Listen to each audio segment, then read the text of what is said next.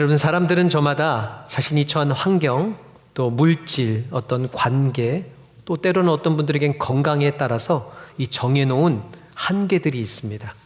쉽게 말하면 우리가 정해놓은 선이 있습니다. 그 선 안에서, 그 한계 안에서 우리는 때로는 만족함을 얻기도 하고 또 안전하다라는 생각을 가질 수 있습니다. 여러분, 나는 이것밖에 못해 라는 말을 하기도 하고요, 내 상황에서 이거는 불가능해 라고 우리가 표현하기도 합니다. 이와 같이 스스로 한계들을 정해놓습니다. 이 한계들, 우리가 정해놓은 이 선을 넘어가는 상황이 있으면 불안해하고 염려하기 시작하고 두려워하기 시작합니다. 이와 똑같이 다른 사람에게도 이 선들과 한계들을 정해놓을 때가 많습니다. 가깝게는 우리의 자녀들, 또 우리 가정 안에서의 이 다른 사람을 향한 이 한계, 선을 긋는 것에 우리는 많이 익숙한 것을 보게 됩니다. 저 사람은 안 될 거야 라고 얘기하기도 합니다. 그 일은 그에게 너무 어려워, 불가능해 라는 말을 우리는 쉽게 하며 그 사람에 대해서 한계를 짓고 단정 짓는 것을 보게 됩니다. 근데 이제 문제는 언제 생기느냐, 내가 생각한 그 사람의 한계와 선을 그 사람이 넘게 되면 우리가 잘 쓰는 말이 있죠. 너 선 넘었어? 라는 표현을 쓰면서 불편해하기 시작하고 염려하기 시작하고 때로는 두려워하기도 시작합니다. 그래서 우리가 일상 중에 일어나는 많은 일, 대부분의 일들을 보면 우리가 예상했던 대로 이루어지는 것을 보게 됩니다. 예상 밖으로 벗어나는 일들을 보지 못하게 되죠. 그래서 우리가 때로는 하나님이 하시는 놀라운 기적들, 우리의 한계를 뛰어넘는 일들을 보지 못하는 일들이 참 많습니다. 신앙에도 나름대로 선을 긋고 살더라고요. 신앙의 한계를 우리는 잘 정합니다. 한번 예를 들어보면요, 여러분들은 예배를 몇 번까지 나오시는 것을 여러분들 신앙의 선이라고 생각하십니까? 그래도 오늘 3부 예배 나오신 분들은 최소한 주일 예배는 나오는 것이 신앙생활의 기본이라고 여기시는 분이라고 믿습니다. 근데 만약에 수요 예배도 나오셔야 된다면요, 금요 예배도 나오시라고 한다면요, 정말 목사가 좀 정신이 나가서 새벽 예배 무조건 참석하라고 하시면요, 금요철야 나오라고 하시면 여러분 뭐라고 얘기하십니까? 그거는 내가 생각하기에 내 신앙의 선을 넘어버린 겁니다. 신앙의 선을 넘으라라고 하면 불편해하고 피곤해하고 지쳐하는 모습을 보게 됩니다. 예배 시간은 여러분 몇 분까지가 여러분들에게 정한 한계입니까? 오늘 한번 넘어볼까요? 여러분 몇 분까지 예배 드릴 수 있습니까? 제가 옛날에 한번 휴가를 이제 갔다 오다가 중간에 한번 다운타운, 여기 다운타운, 시카고에 있는 다운타운에 들렸다가 예배를 드린 적이 있습니다. 딱 들어갔는데 이게 흑인분들이 드려지는 예배당에 들어갔는데 깜짝 놀랐습니다. 우선 찬양을 기본적으로 1시간 반 합니다. 제가 1시간 정도 찬양하는 건 어느 정도 참겠는데 1시간 반은 선을 넘어버린 겁니다. 그리고 말씀을 전하는데 제가 참고적으로 무슨 말인지도 모르겠고 그걸 1시간 넘게 전하더라고요. 2시간 반을 잘 견뎠습니다. 제가 할 수 있는 최대한을 가지고 견뎠습니다. 제가 그때 여러분 전도사요, 목사였습니다. 그리고 이제 끝났다 싶어서 나가려고 하는데 또 찬양을 1시간 하는 겁니다. 그러니까 그것까지는 안 되는 겁니다. 제가 그래서 찬양하다가 혼자 일어나서 나갔습니다. 어떤 분이 붙잡더라고, 왜 가냐고. 제가 인상을 확 찌푸리면서 이건 아니다 싶은 마음으로 나갔습니다. 우리가 각자 정한 어떤 신앙의 한계들이 있죠. 선들이 있죠. 이걸 넘어가지 않는 것이 우리 가운데 어찌 보면 평안함이고 우리 가운데 어찌 보면 안전함이라고 여깁니다. 그럼 여러분, 헌금 생활은 어디까지가 우리 신앙생활이죠. 어디까지가 여러분들이 정한 선입니까?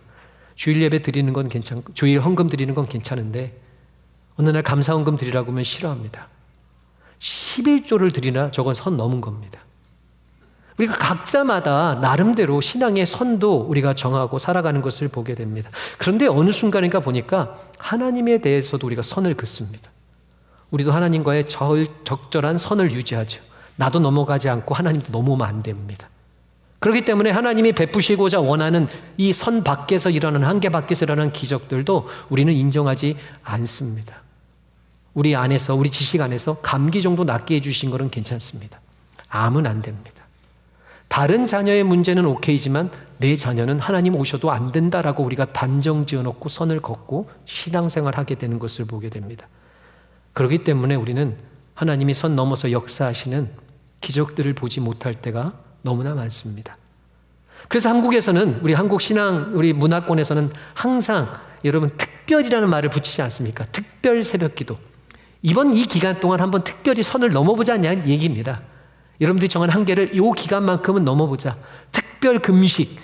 우리가 죽어도 밥 한 끼 못 먹어도 죽을 것 같지만 한번 이 기간은 선을 넘어보자. 특별 성경 봉독, 통독. 평소에 말씀 한 줄도 안 읽는 것이 우리의 선이었지만 이 기간만큼은 조금이라도 읽어보자 라는 우리가 나름대로 그 선을 뛰어넘는 그런 일들을 교회 가운데서 기획하고 하는 것을 보게 됩니다. 여러분, 많은 신앙의 간증들 중에 하나님의 기적을 체험했다라는 고백 중에 이 특별자가 들어가는 것을 통해서 나오는 고백들이 많은 거 알고 있습니까? 특별히 한번 기도했더니, 특별히 한번 집회에 나와봤더니, 특별히 한번 하나님께 드려봤더니 하나님께서 나에게 이렇게 특별하게 역사하셨습니다 라는 간증들이 많습니다. 근데 요즘은 교회들마다 이 특별도 사라집니다. 왜요? 점점 신앙이, 우리가 정한 선들이 낮아지고 있기 때문입니다. 교회가, 우리가 세상적으로 말해서 버티려면 이 선을 좀 낮춰줘야 된다라고 여기기 때문입니다. 여러분들 성경에 보십시오. 이와 동일하게 하나님께서 역사하셨던, 하나님께서 기적을 베푸셨던 놀라운 일들을 살펴보면요, 하나님께서 그 기적을 일으키길 원하시는 사람에게 선을 넘는 요청을 하실 때가 많습니다. 아브라함을 보십시오. 모든 민족의 아버지로, 모든 민족의 여러분 믿음의 조상으로 삼기 위하여 그에게 두 가지를 요청하십니다. 첫 번째, 본토 친척 아비 집을 떠나 내가 내게 지시할 땅으로 가라. 여러분, 왜 그 땅, 우르라는 땅에 사시면 안 됩니까? 약간 선을 좀 넘은 것 같지 않습니까? 그래요. 한번 이사하고 싶었는데 그것까지는 오케이. 그런데 어느 날 100세가 되던 때에 아들 하나밖에 없는데 그 아들을 하나님 앞에 제물로 바치랍니다. 선 넘은 겁니다. 여러분, 헌금 드리라. 그럼 여러분 거기까지는 오케이. 근데 자녀를 드리라 하면 어떻게 하겠습니까? 동일한 마음, 선 넘은 겁니다. 베드로에게 어느 날 예수님이 찾아오십니다. 목수인 예수님이 찾아오십니다. 그리고 그의 배를 빌려달라고 얘기합니다. 거기까지는 괜찮습니다. 배를 빌린 다음에 뭐라고 얘기하신 줄 아십니까? 깊은 곳에 가서 그물을 던져라. 여기에는 많은 이야기가 함축되어 있습니다. 목수인 예수님이 30년 동안 어부로서의 잔뼈가 굵은 베드로를 가르치는 겁니다. 이거는 선 넘은 겁니다. 그런데 그 일 이후에 예수님이 준비하신 것이 있습니다. 그를 이제는 사람을 낚는 어부, 온 인류를 구원하는 복음의 증인으로 놀라운 삶을 살게 변화시키시는 이 기적을 준비하고 계신 겁니다. 그런데 그 기적을 경험하기 위해서는 반드시 요청하시는 것이 있습니다. 우리가 정한 선을 넘으라라고 하십니다.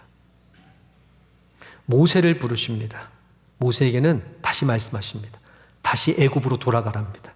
애굽에서 어떻게 도망 나왔는데 거기 가면 죽습니다. 다시 돌아가랍니다. 선을 넘게 요청하시는 것을 봅니다. 하지만 이 요청을 통하여 하나님께서는 온 이 이스라엘 백성들을 출애굽시키시는 구원의 놀라운 사역을, 기적을 이루시는 것들을 우리가 성경을 통해서 보게 됩니다. 여러분, 신앙의 한계를 뛰어넘는 것, 우리가 정한 어떤 선들을 넘어가는 것이 하나님의 기적과 하나님의 역사를 체험하는 놀라운 비결이라는 것을 알고 계십니까? 내가 정한 선을 넘어봐야지만이 비로소 그 넘어서 역사하시는 하나님을 보게 되는 것입니다. 우리 삶에 지금 묶여져 있어서 나는 여기까지야, 이것 이상은 안 돼라고 얘기했던 그런 문제들을 하나님의 베푸시는 손길로 우리는 주의 영광을 보는 놀라운 믿음의 점진이 우리 가운데 일어날 수 있다라는 것입니다. 오늘 우리가 함께 나눈 이 말씀을 통하여 여러분들이 정해놓은, 이 세상이 정해놓은 이 한계들을 뛰어넘어 그 위에서 역사하신 하나님의 놀라운 기적을 체험하시는 우리 3부 예배 성도들 되시기를 주님의 이름으로 축원하며 축복합니다. 여러분, 오늘 그 세상이 정해놓은, 또 자기 자신의 상황이 정해놓은 그 한계를 뛰어넘음으로 말미암아 놀라운 하나님의 기적을 체험한 회당장 야이로에 대한 이야기입니다. 여러분, 이 회당이라는 곳이 당시에 있었는데 유대인들에게 회당이란 예루살렘 성전 다음으로 그들의 삶에서 가장 중요한 장소였습니다. 그 회당 안에서는 사람들의 신앙생활을 지도하고 또한 율법의 말씀들을 가리키고 이 회당에 여러 가지 또한 사회적인 정치, 경제, 문화적인 일들이 이 결정되어지고 다루어지는 아주 지금으로 말하면 그 지역의 가장 중요한 여러분 장소였습니다. 그곳의 회당장, 리더였습니다. 그곳의 리더였기 때문에 얼마나 여러분 뿌듯하고 존경받는, 인정받는 삶을 살아가고 있었겠습니까? 그런데 그런 그에게 문제가 하나 있었습니다. 죽어가고 있는 한 딸이 있는 겁니다. 마가복음에 보면은 죽어가고 있다라고 표현했고요. 마태복음에 보니까 이미 죽었다라고 표현까지 합니다. 그러니까 이 얘기는 무슨 얘기냐? 살아있는 것 같지만 살아있는 것이 아닙니다. 그냥 간신히 생명이 조금 붙어있는 것처럼 보이지만 곧 죽을 한 딸 아이를 그 마음에 그 아픔 가운데, 가정 가운데 두고 있는 한 회당장을 우리에게 소개해 주고 있습니다. 근데 이 회당장에게 아주 복음의 소식이 들려왔습니다. 예수님은 죽은 자도 살리신답니다. 병든 자를 낫게 하신답니다. 이 소식을 듣자마자 그에게 하나의 꿈이 생기기 시작했습니다. 예수님을 향한 소망이 생기기 시작했습니다. 예수님을 만나야 되겠다라는 그의 가운데 결심, 의지가 생기기 시작했습니다. 그리고 예수님께 낫게 해달라고 부탁해야지 기도해야 되겠다는 간절함이 생기기 시작했습니다. 그런데 그렇게 하기 위해서 그에게 삶에 주어진 3가지 한계들이 있었습니다. 오늘 이 말씀을 통해서 그 3가지 한계들을 어떻게 뛰어넘느냐라는 것을 통해서 한번 우리도 우리 삶에 지금 정해져 오는 이 한계들을 뛰어넘어 하나님의 놀라운 기적을 체험하시기를 주님의 이름으로 축원합니다. 첫 번째 회당장 야이로가 뛰어넘어야 될, 극복해야 될 한계는 자존심이라는 한계였습니다. 여러분, 그의 직분이 뭐였다고요? 회당장이었습니다. 성전 다음으로 권위 있는 자리, 회당이라는 곳의 회당장이었습니다. 회당을 다스리는 지도자였습니다. 회당장은 당시에 아주 위치가 높은 사람이었습니다. 종교적으로나 권위적으로나 상당히 파워가 있는 사람이 바로 회당장이었습니다. 거의 대제사장보다는 조금 못하지만 그 이하의 제사장들의 급을 가진 사람이 바로 당시의 지도자급에 속한 회당장이었습니다. 그래서 이 당시의 문화는 그렇습니다. 이 높은, 특별히 종교적인 지위를 가진 사람이요, 낮은 사람에게 자신의 문제를 얘기하는 것은 수치스러운 일입니다. 종교 지도자가 하나님 앞에 날마다 기도한다고 하는, 하나님의 음성을 듣는다는 사람이 가가지고 사실 의사를 찾아가는 것도 쉬운 일은 아니었습니다. 근데 오늘 회당장은 어떻게 하고 있습니까? 그 문제를 가지고 예수님께 나아가기로 결심했습니다. 놀라운 결심입니다. 이 결심 하나만으로도 사람들에게는 손가락질 받는 대상이 될 수 있습니다. 얼마나 믿음이 없으면, 얼마나 저 하나님 앞에서 죄를 졌으면 딸의 문제를 가지고 있고 또 그것을 다른 사람에게 가서 이야기할 정도가 되느냐라고 무시받고 멸시받을 수도 있습니다. 거기다가 그것을 예수님한테 찾아가야 되는 겁니다. 당시에 예수님이 어떤 분이신 줄 아십니까? 누가복음 바로 그 일이 일어나기 전에 보니까 예수님이 예루살렘 성전에 올라가셔서 당시 유월절에 이 손마른 자를 낫게 하십니다. 이 질병 걸린 자를 치유하시는 역사를 일으키십니다. 그때 바리새인들이 이 안식일에 이런 일을 하냐고 하면서 갑자기 예수님을 죽이려는 그런 생각을 여러분 의논하던 시점이었습니다. 어디에서 의논했겠습니까? 회당에서 의논했습니다. 그 의논을 보고 있었던 사람이 바로 야이로 회당장이었습니다. 유대 바리새인들이 예수님을 죽이려고 논의하고 있었습니다. 다시 말하면 누구든지 회당 안에서 예수님 편을 드는 사람은요, 그 회당에서 쫓겨나가는 겁니다. 회당장이라 할지라도요, 쫓겨나가는 겁니다. 물질도 잃을 수 있습니다. 자기가 쌓아놨던 명예도 한순간에 잃어버릴 수 있습니다. 회당장으로서 체면은 완전히 말이 아닌 것입니다. 자존심이 어디 있겠습니까? 그런데 오늘 말씀 보십시오. 회당장 야이로는 예수님을 찾아갑니다. 남이 그에게 엎드려 무릎 꿇음을 받아야 되는 사람이 목수라고 알려진, 그것도 이 모든 이 회당 안에 있는 사람들이 미워하고 저주하는 예수님 앞에 나아가서 엎드리고 무릎을 꿇는 것을 보게 됩니다. 그리고 부탁합니다. 내 딸아이가 죽게 되었으니 살려달라는 것입니다. 여러분, 이게 쉬운 일이라고 생각하십니까? 쉬운 일이 아닙니다. 어찌 보면 목숨을 건 일이고 자기의 전부를 건 그의 처절한, 어찌 보면 간절한 한 회당장의 모습을 우리가 통해서 보게 됩니다. 여러분, 근데 그거 아십니까? 이 모습이 그의 딸을 낳게 하는, 그게 하나님의 기적의 역사를 경험하게 하는 놀라운 시작이었다라는 겁니다. 하나님이 이 말씀을 통해서 우리에게 가르쳐 주는 것이 있습니다. 여러분, 체면이 중요합니까? 중요하지요. 여러분 여태 동안 쌓아놨던 사람들의 평판도 중요합니까? 중요하지요.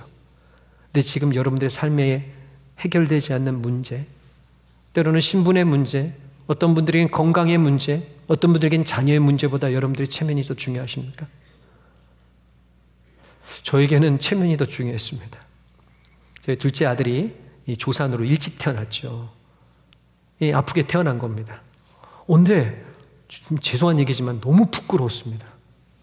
제가 사역하던 교회에서 그때 인정받는 목사였고 그래도 그 교회 안에서 기도한다라고 했던 목사였는데요. 저희 가정에 이런 아이가 태어났다는 건 마치 제가 하나님 앞에서 큰 죄를 지은 것처럼 보였고 기도 하나도 안 하니까 하나님께서 징계하신 것처럼 제가 그렇게 여겼습니다. 그래서 제 아내랑 합의했습니다. 이 아이가 오랫동안 인큐베이터에 있지만 나오면 절대로 성도들한테 얘를 보여주지 말자고 결심했습니다.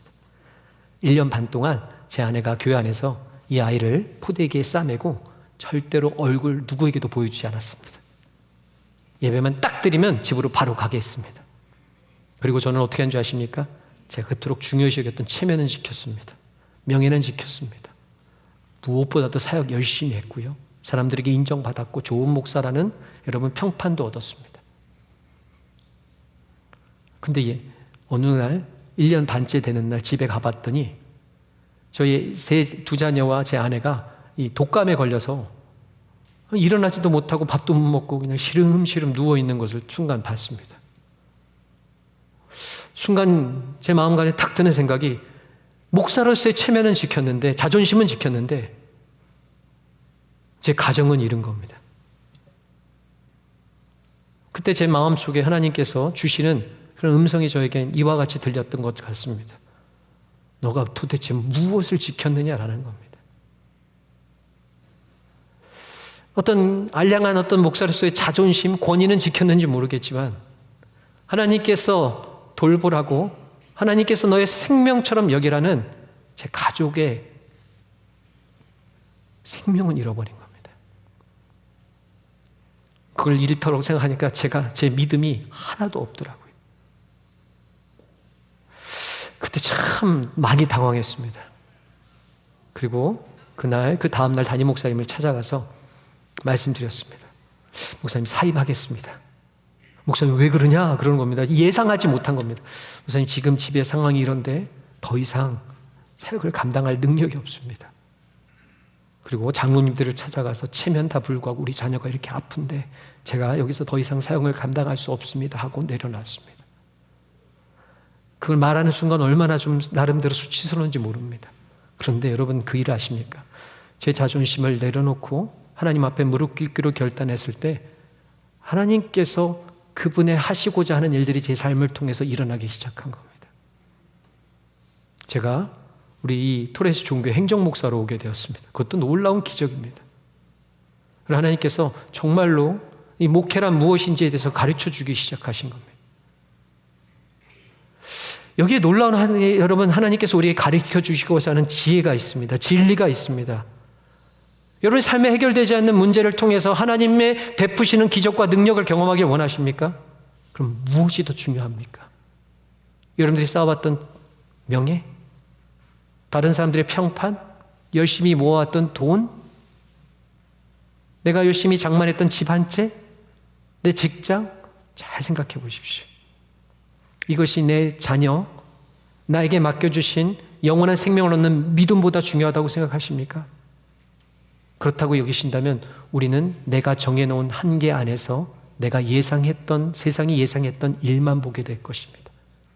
하지만 하나님께서 은혜를 주셔서 오늘 이 시간에 말씀을 통해 깨닫게 하여 주실 때 그 선을 넘게 하신다면 그 선 넘어서 역사하시는 하나님의 능력을 보게 되실 것입니다.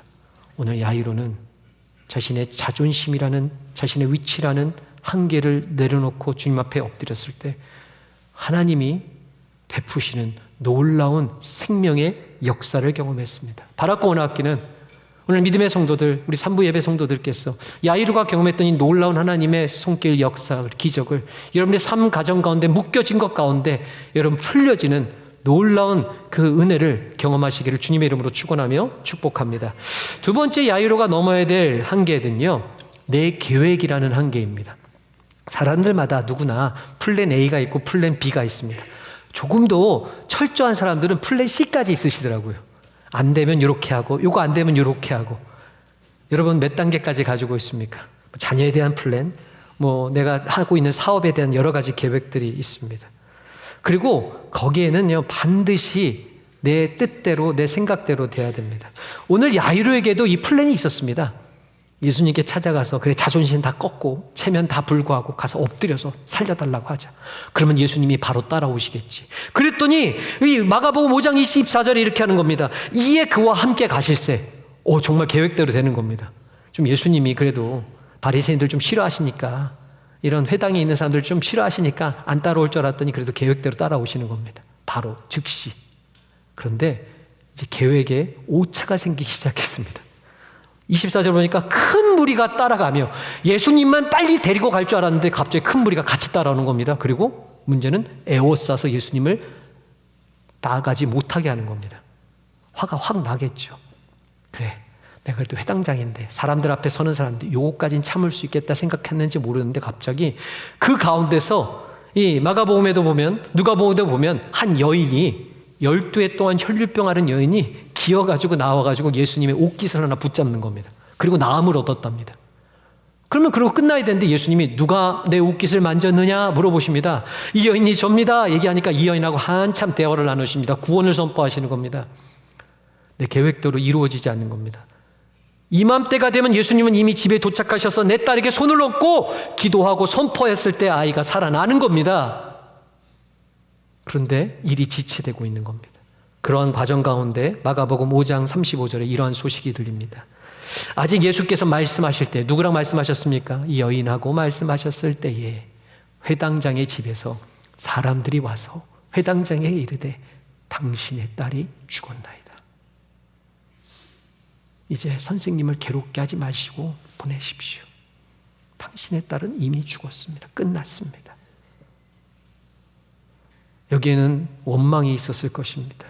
여기에는 불평이 있었을 것입니다. 그러나 오늘 본문에 보니까 거기에 더하여 두려움까지 찾아왔습니다. 어떤 두려움이었을까요? 딸이 죽었다라는 슬픔도 있었겠지만 지금 이 사람은 많은 것을 예수님을 위해서 포기했습니다. 다 자존심까지 내려놨습니다. 그런데 마음에 무슨 생각이 들까요? 괜히 했다. 내가 괜히 목소리 예수님 앞에 괜히 엎드렸다.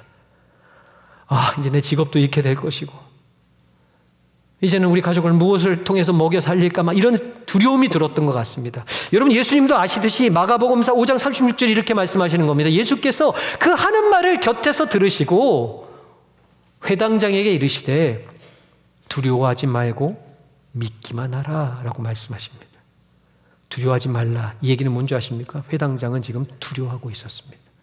자신이 했던 어떤 신앙의 선을 넘는 행동들 때문에 이제 자신의 계획대로 되지 않은 계획의 틀어짐으로 말미암아 그의 마음 가운데 깊은 두려움이 찾아왔습니다. 걱정하고 있었습니다. 그런데 예수님이 말씀하십니다. 두려워하지 말고 믿기만 하라는 겁니다. 우리도 인생을 살아가면서 물질, 건강, 신분, 자녀의 여러 가지 문제들이 찾아올 때가 있습니다. 광야 같은 세상이기 때문에 어쩔 수 없습니다. 그때 그래도 믿음의 성도들은 나와서 열심히 기도하지 않습니까? 하나님 앞에 그래도 더 열심히 수고하고 헌신하지 않습니까? 나름대로 자존심도 포기하고 세상적인 어떤 시선도 내려놓고 우리 열심히 선교하며 그러지 않았습니까? 근데 내 계획대로 되지가 않는 겁니다. 이렇게 했으면 이렇게 들어주셔야 되는데 삶에서는 그대로인 겁니다. 오히려 더 악화되고 있습니다. 그때 우리 마음 가운데 원망이 들어오고요. 또 두려움이 들어오기 시작합니다. 이렇게 살다가 안 될 것 같습니다. 큰 낭비한 것처럼 우리 삶을 억누를 때가 있습니다. 이때 오늘 이 야이로에게 주셨던 주님의 음성이 들려야 됩니다. 두려워하지 말고 믿기만 하라는 것입니다. 무엇을 믿으라는 것입니까? 이 지체되는 일 속에서도 우리가 기억해야 될 것이 있습니다. 예수님은, 만왕의 왕 되신 예수님은, 온 인류의 구원자 되시는 예수님은 여전히 야이로의 곁에 계셨다라는 사실입니다. 주님은 떠나지 않으셨다라는 사실입니다. 여러분, 지금 이 시간에 여러분들의 계획과 여러 가지 일들이 틀어진 이 상황 가운데 예수님은 여러분과 함께 계십니까? 계시니까 이 자리에 앉아 계시겠죠. 우리는 여전히 하나님, 예수님은 우리에게 지금 이와 같이 설교 말씀을 통해서 우리에게 말씀하십니다. 여러분, 여전히 우리의 발걸음을 이곳으로 인도하십니다. 우리로 하여금 여전히 기도하게 하시고 보이진 않지만 그분을 향해서 찬양케 하십니다. 그분은 살아계신 하나님이십니다. 지금 두세 사람이 내 이름으로 모인 곳에 내가 그들 중에 있다라고 약속하신 성령님께서, 예수 그리스도께서 지금 우리와 함께 계십니다. 단지 우리가 문제가 너무나 크기 때문에 그분이 함께 계심을 인정하지 못하는 것입니다. 여러분, 이사야라는 선지자가 있었습니다. 남유다의 마지막 패망이 가까웠을 때에 사역했던 선지자입니다. 그가 마지막에까지 기대했던 게 있습니다. 제사장들이 빨리 돌아와 회개하는 것입니다. 이스라엘 백성들이 우상을 버리고 주님 앞에 엎드리는 겁니다. 그런데 자신의 계획대로 되지 않는 겁니다. 너무 낙심이 됐습니다. 이제 나라가 바벨론에 의해서 멸망되게 생겼습니다. 자기가 봤을 때 이미 멸망한 겁니다.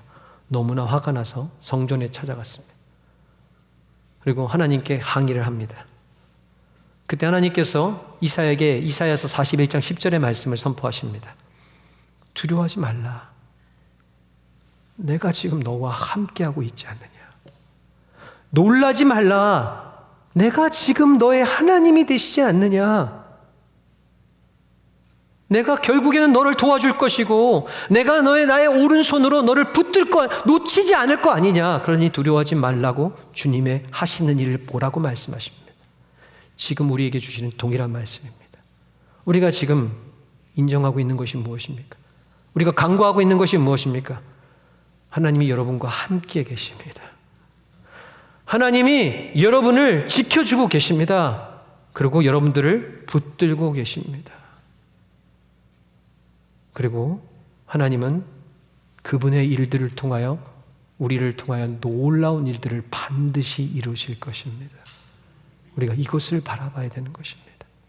이 한계, 내 계획이 틀어졌을 때의 한계는 우리가 그 위에서 지금도 역사하고 계시고 우리와 함께하고 계시는 예수 그리스도를 바라볼 때 우리는 비로소 자유함을 얻을 수 있습니다. 바라고 원하기는 여러분들의 계획이 틀어지셨습니까?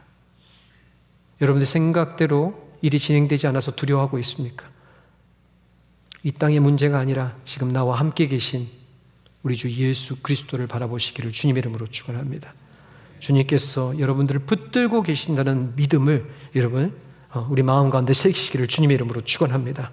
그때 비로소 우리의 계획이 아니라 하나님의 계획, 하나님의 영광을 바라보게 되는 것입니다. 그런 은혜가 있기를 주님의 이름으로 축원합니다. 마지막 우리가 넘어야 될 세 번째 한계는요, 아이러니하게도 내 믿음의 한계를 넘어야 됩니다. 여러분, 믿음이라는 것이 만약에 단계가 있다면, 우리가 병원에 가면 아프다 그러면 항상 물어보는 게 있죠. 1에서 10까지 어디까지입니까? 라고 우리 단계를 물어본다면, 여러분들에게 믿음의 단계를 물어본다면, 여러분 1에서 10까지 여러분들은 지금 믿음의 어느 단계에 와 있겠습니까? 대답은 안 하셔도 됩니다. 그럼 또 저는 믿음의 몇 단계에 와 있을까요? 그것도 대답 안 하셔도 됩니다. 누가 알 수 있는지 아십니까? 여러분, 가까운 자녀한테 물어보면 내가 믿음이 없는지 있는지 잘 압니다. 남편, 아내에게 물어보면 압니다. 목사한테 물어보지 마십시오. 왜냐? 목사라는 존재도 어느 때는 보니까 거짓말을 하더라고요. 믿음이 하나도 없는데 제가 목사님 믿음이 있습니까? 믿음이 있습니다 라고 얘기해야 되는 상황이 있을 때가 있더라고요. 근데 여러분, 주님이 아십니다. 여러분들의 믿음의 어느 정도인지를 주님께서는 정확히 아시고 성령님은 우리에게 가르쳐 주기를 원하십니다. 그런데 우리 믿음이 연약할 때가 있습니다.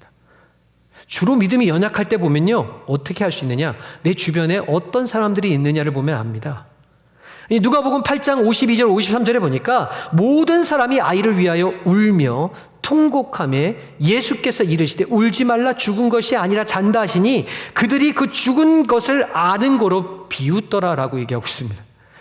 도착했습니다. 그래도 믿음의 결단을 가지고, 그래 예수님이 그래도 함께 하시지 라는 믿음을 가지고 집에 도착했습니다. 근데 집 주변에 사람들이 많이 몰려 있는 겁니다. 모든 사람들이 울고 통곡하고 있는 겁니다. 이때 예수님이 말씀을 선포하십니다. 아니다, 지금 죽은 게 아니라 잠깐 자는 거다 했는데 그 주변에 있는 사람들이 모두가 다 뭐라고 얘기한 줄 아십니까?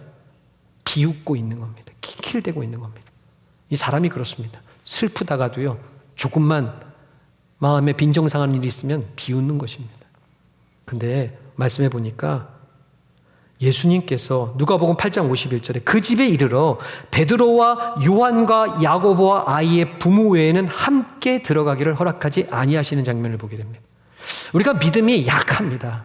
특별히 주변에서 어떤 어떤 사람들이 나와 함께 하느냐에 따라서 우리의 믿음의 연약함이 더해질 수 있습니다. 그때 하나님께서, 우리 예수님께서 쓰시는 방법이 뭔지 아십니까? 베드로와 야고보와 요한과 부모 외에는 그것을 들어가는 것을 허락하지 않으십니다. 이게 무슨 얘기냐?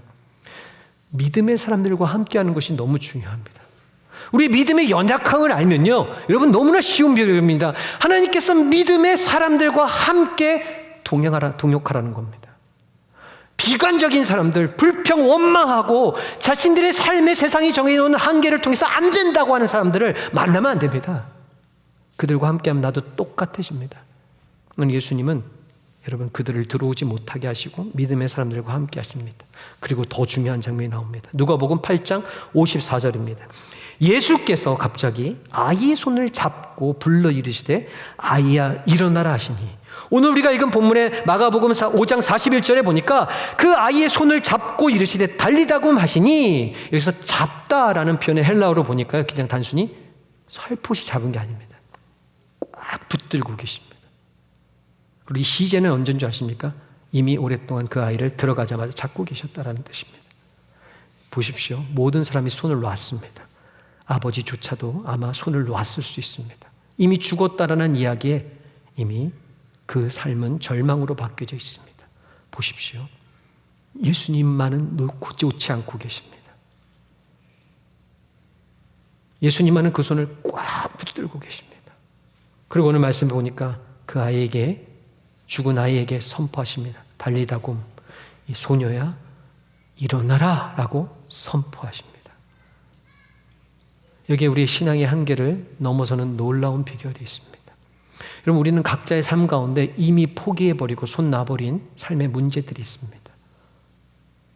신분의 문제든지 자녀의 문제든지 물질적인 문제든지, 어떤 분들은 건강의 문제들이 너무나 시간들이 길어지다 보니까 한때는 기도했는데 포기하여지고 손을 놔버린, 그래서 내 마음 깊숙한 곳에 큰 상처로 남아있는 문제들이 있습니다.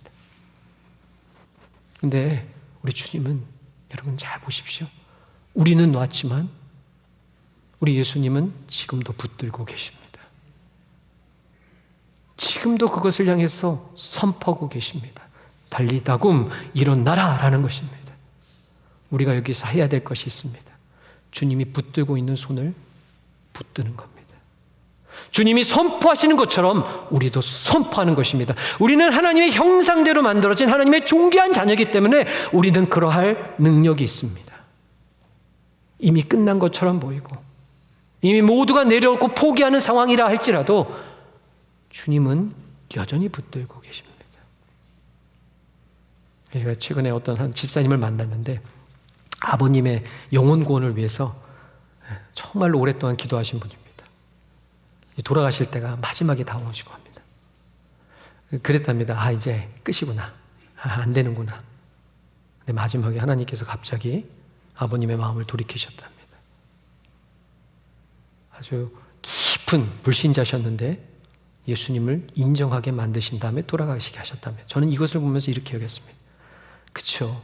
우리가 의지가 있는 사람은 잘 놓지 않습니다. 근데 어느 순간인가 보면 우리도 놓을 수 있습니다. 기억하십시오. 하나님은 절대로 놓지 않으십니다. 우리가 해야 될 일은 그 주님이 놓지 않는 손길에 우리의 손을 올리는 겁니다. 주님이 말씀으로 선포하셨던 것처럼 우리도 이제 그 문제를 다시 한번 붙들고 선포하는 것입니다. 이것을 우리가 뭐라고 얘기하냐면 기도라고 얘기합니다. 기도란 내가 하는 것이 아닙니다. 주님이 포기하지 않는 손길 위에 내 손길을 얹는 것입니다. 주님이 선포하시는 그 말씀을 내 입술로 선포하는 것입니다. 그러면 놀라운 역사가 일어납니다. 여러분, 육신의 연약함 때문에 포기하신 일이 있습니까? 다시 손을 얹으십시오. 내가 얻는 것이 아닙니다. 주님께서 다시 얹기를 원하십니다. 내 자녀의 문제 때문에 아파하고 있습니까? 그래서 이제 포기하셨습니까? 될 대로 되라 라고 자포자기 하셨습니까? 아니요. 다시 일어나 자녀를 향해 손을 얹으십시오. 그리고 우리에게 주시는 약속의 말씀을 선포하십시오. 오늘 주신 말씀이 무엇입니까? 달리다굼 일어나라 라고 선포하십시오. 내가 내게 명하노니 일어나라 라고 선포하시면요, 우리가 포기하지 않는 한 반드시 하나님이 이루시는 놀라운 일들을 보게 될 것입니다. 오늘 말씀에 성령님의 이 강한 인도하심이 있기를 주님의 이름으로 축원합니다. 관계의 문제 때문에 포기하신 일이 있습니까? 자녀 때문에 아파서 내려놓은 일이 있습니까? 주님이 포기하지 않는 한 반드시 하나님께서는 선하게 바르게 인도하실 것입니다. 단지 우리가 정한 그 선을 넘을 때를 기다리고 계십니다. 더욱더 말씀의 자리에 나오십시오. 더욱더 포기하지 않고 주님의 손을 붙들고 엎드리십시오. 자존심 체면, 우리가 가지고 있는 명예들 내려놓으십시오.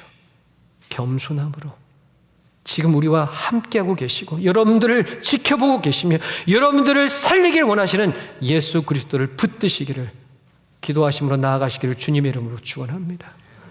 주님 안에서는 능치 못하실 일이 없습니다. 우리의 정해놓은 한계를 내려놓으시고 주님의 손을 붙들 때 주님이 베푸시는 놀라운 기적과 역사가 여러분 삶 가운데 넘쳐나실 줄을 주님의 이름으로 축복합니다.